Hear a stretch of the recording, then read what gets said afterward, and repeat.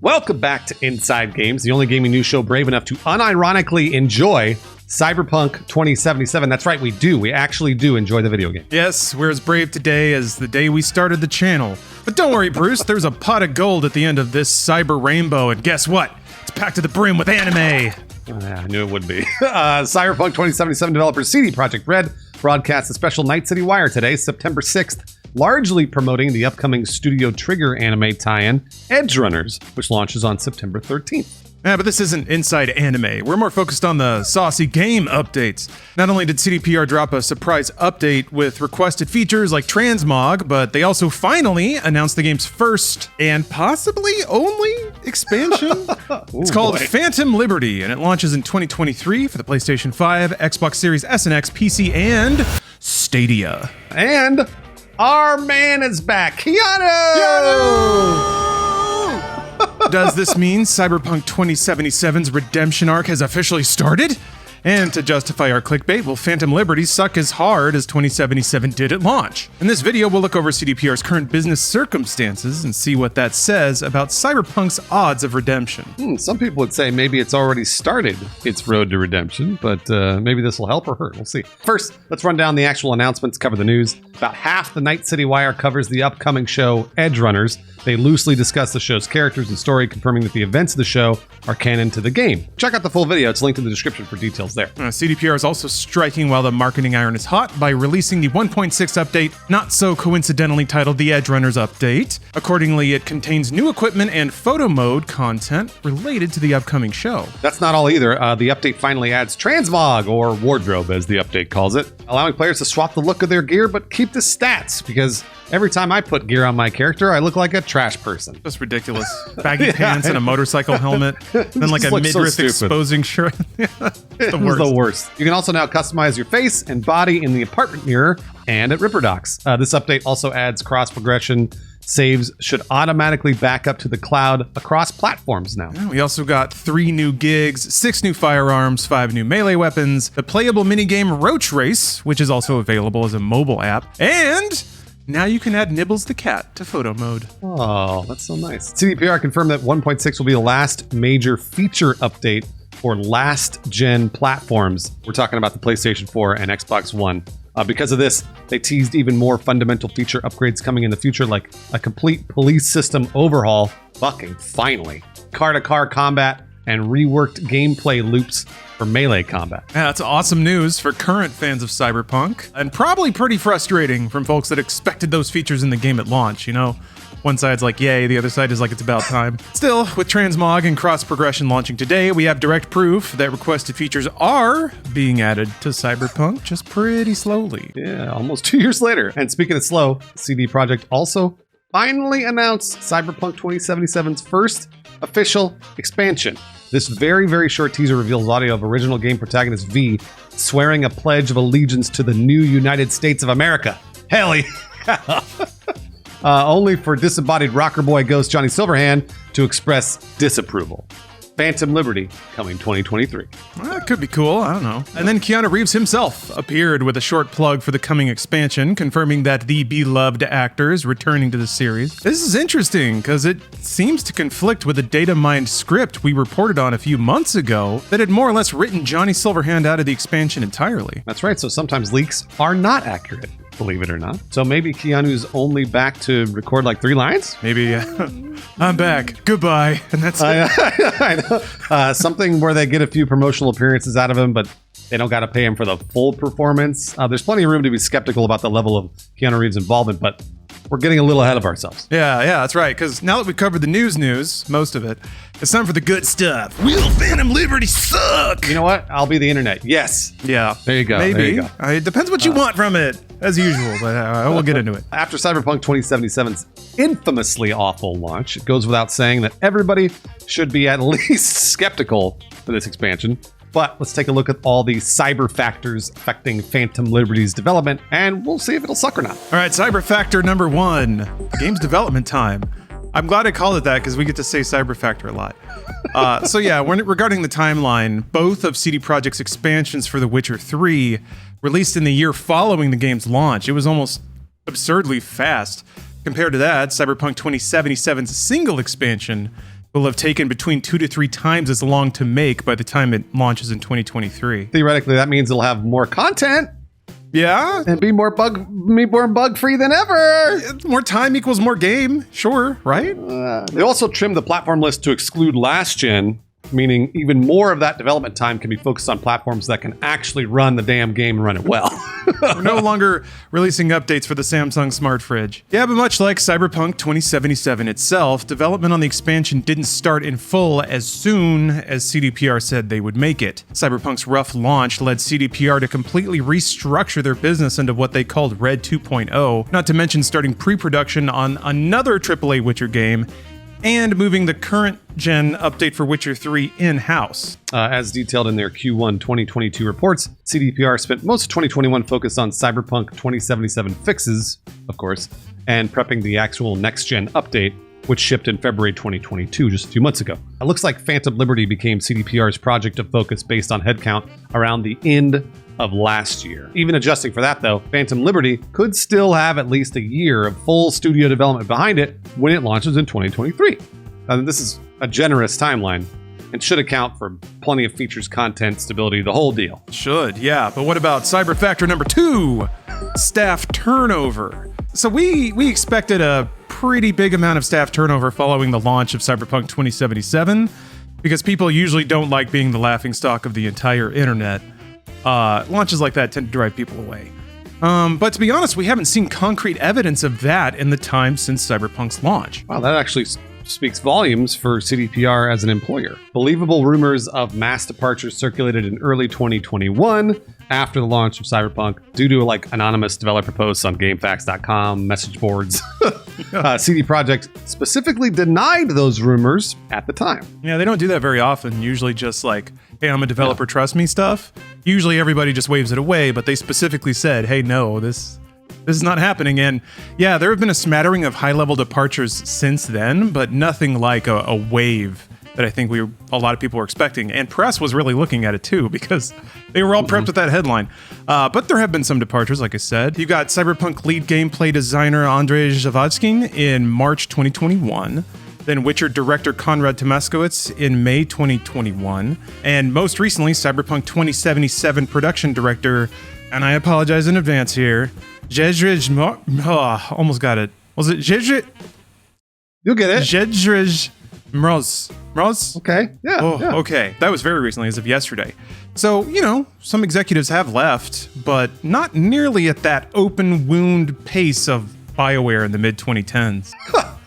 Questions about headcount pop up in CDPR's investor calls occasionally, with executives generally responding that headcount is stable. Turnover was not exceptionally high after Cyberpunk's launch. In the company's most recent Q1 2022 update, CDPR executives said that they are well staffed for their current production, but would need to scale up to realize their goals of concurrent AAA development. We started hiring remotely, so our goal is to come back on the path of growth. We have to actually. For now, we are good. I mean, for the stages of productions we have now, we are good, but we have to grow. Our goal is to develop 2 AAA titles at the same time, so we need more developers. And we have a very solid strategy for this, but this is an internal strategy. So we're in a weird situation here. Our gut kind of says that CD Projekt probably lost some seasoned developers after Cyberpunk's launch, but there's really no solid evidence out there that supports that conclusion. Well, aside from... I finally get to say it. Cyber factor number 3. Yeah. Engine swaps. So CD Projekt announced that their next AAA Witcher game will run on the Unreal Engine, an uncharacteristic move for the company that has until now shipped every game on their internally developed Red Engine. It's no coincidence they did this on March 21st, the first day of the Game Developers Conference in San Francisco. CDPR later cited Unreal's open world technology as a principal factor in working with that engine rather than their own, but we're going to assume that recruiting is a strong and silent number 2. Staffing issues could have driven the decision to swap engines. If they lost a bulk of Red Engine developers after the launch of Cyberpunk, it's not like you can go to the market and hire experienced Red Engine developers that are out there to be hired. They don't exist.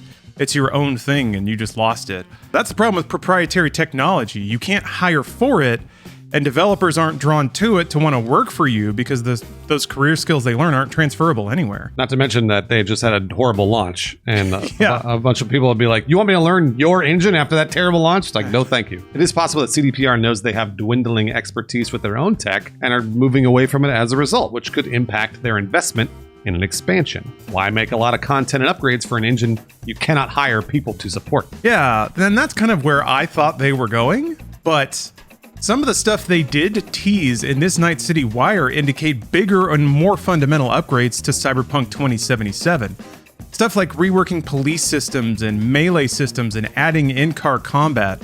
Those are kind of fundamental that's fundamental gameplay stuff that speaks to a larger investment in the engine and upgrading it as opposed to less. Like if they just developed surface level content using only the scripting tools they have now, that's kind of what I would expect an expansion to be for a game that you're walking away from the engine. But it sounds like they're in there in the weeds trying to do some really fundamental upgrades. The problem is though that developers implying cool features that never show up is kind of a situation we've been in before with this game. So I don't want to read too much into that before it actually happens. That's true. Much like the staffing factor, all we have is conjecture that it'll be bad, but real world indicators that CDPR is more bought in than checked out. So that's good. Hey, speaking of checks. Yeah, Cyber Factor number 4, ka-ching, Keanu Reeves is back. This one's pretty simple, I think. CD Projekt was willing to pay for Reeves' continued involvement, which is a direct showing of their financial dedication to the game. You know, it's possible that whatever contract they executed with him initially already included an expansion and promotional appearances for it. So maybe the performance of Cyberpunk wasn't a factor there. You know, I'm not Reeves' agent, but that seems like a weird deal for something that hasn't even started yet. So it seems like Cyberpunk came out, they went back to him, he had his rate, they were willing to pay it, and here he is. Previous story leaks implied that CDPR would actually write out Keanu Reeves entirely, which would support a more cynical outlook on the expansion as an obligatory afterthought for the developers.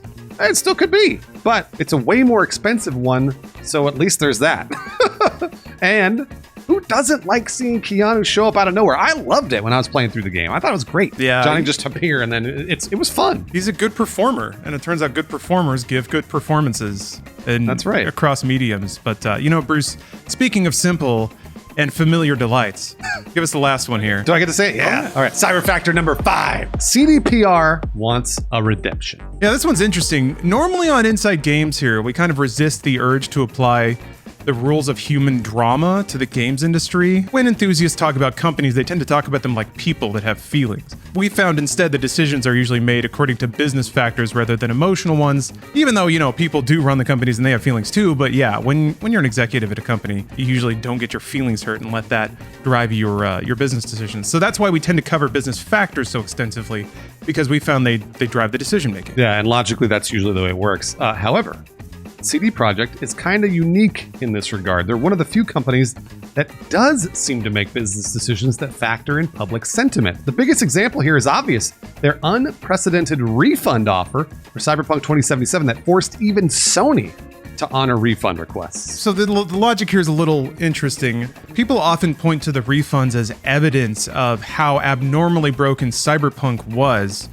But, and this is my take, and Bruce, I think you agree that there are other games that have launched in worse shape than 2077 did. Yeah, yes. Just kind of speaking more objectively, like it was bad, not saying it wasn't, but you have like EA with Battlefield 2042 or Ubisoft with Watch Dogs Legion. Like these were very buggy, non-functioning games. Arguably worse than 2077, but no other publisher has gone to the extent of doing a refund request like that. They just kind of wait it out. And they wait for the patches to roll in and for people to forget and move on. And CD Projekt could have done the same thing. Yeah, we're not saying they deserve a parade for launching a busted game, by the way. We're not lauding them for this. Just saying that they changed their business operation to try and save face with us. They honestly, and this is something that I feel like CDPR has done for a really long time too. They really do care about the way they are viewed in the public. So here's another smaller example. Now that the Cyberpunk expansion will no longer support older generations, those who purchased it with the Xbox One X bundle will now get a Microsoft Store reimbursement for the content when it launches. It's such a small thing, but they acknowledged it and put it in the notes right away, so that's cool. So as far as we can tell, CDPR's money is where its mouth is. It offered refunds, it's been slowly patching and updating the game. And it's finally working in the bigger community requests into the game like Transmog. Yeah. CDPR has got to know that as the first major release after Cyberpunk 2077, there's going to be a lot more scrutiny than ever on this specific expansion. YouTubers, TikTokers, are going to be sniffing around for all those glitch compilations because they do millions of views. And there's just going to be massive visibility on this expansion. I mean, I can't wait to play it. I'm excited to try more content, but I promise you when that glitch pops up, I'm going to clip that out, put that right on YouTube because everybody wants to see it. Yeah, rocket right to the top. Yeah, there's incentive for media and everyone to cover it, so CDPR knows that. They know that like they have to stick the landing, and that if they do, it'll pay off dividends because of all the visibility. So it could make Phantom Liberty a complete redemption for CDPR in the way that they seem to want to pursue it. And they seem to understand that and want to put money behind it and kind of craft that narrative more than other large companies that have maybe disassociated more from the core gamer sentiment. You know, EA couldn't give a shit what a couple of, 2,000 people say on Reddit. But CDPR seems to want to win them over too, and they're willing to spend money to do it, which could speak to a bigger investment in this expansion specifically. Yeah, I agree. That just about covers our cyber analysis, our cyber factors of Phantom Liberty. From all the evidence we can find, it's had plenty of time, staff, corporate support to be the Cyberpunk experience a lot of people expected from the original release, so we'll see. Yeah, but what do you think? And what do we think? Has Cyberpunk's redemption arc truly started? Or are we in the media just riding Cyberpunk's coattails again and overhyping it for our own benefit? Making up shit when we got nothing to talk about so we can invent headlines. I don't know. Maybe. I think probably, yeah. But that happens with every video game. That's been happening with Starfield, and Starfield's not even out yet. Yeah, right? This is a completely separate topic, but truly interest and clickability drives content creation to the extent of it's more valuable for us to make something up that serves a need than it is to report on what's actually there. So yeah, when it comes to Starfield, people just want to watch stuff about Starfield, but there's not enough stuff to watch. So then YouTubers like us just start spinning yarns about it. Some of that stuff makes it into the public consciousness. People form unrealistic expectations. And then we're there on the tail end too, to report on how much everybody's mad. So it's an interesting cycle and one that doesn't seem very constructive, but I'm sure we're different for some reason. I mean, it's one of those things where we both sides a lot of things. And a lot of people don't like that, hilariously. They don't like the, why do you both side stuff? And I was like, well, because there are two sides generally to almost anything.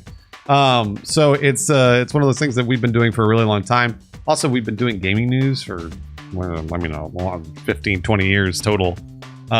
So we've been kind of covering this industry for a long time, and we can see all the different sides of it. So I'm not bragging about us. I'm just saying that that's just our background. That's where we come from. Oh, and speaking of not bragging, now's when I would typically disclose that my partner works for CD Projekt, but she doesn't anymore, so I don't have to disclose that.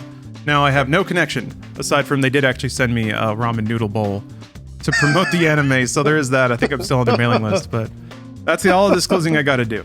We were talking about the Cyberpunk Road to Redemption earlier, and like, is this the beginning or is this the middle or whatever? I truly think their Road to Redemption started back when they did, I think it was patch 1.5, I want to say.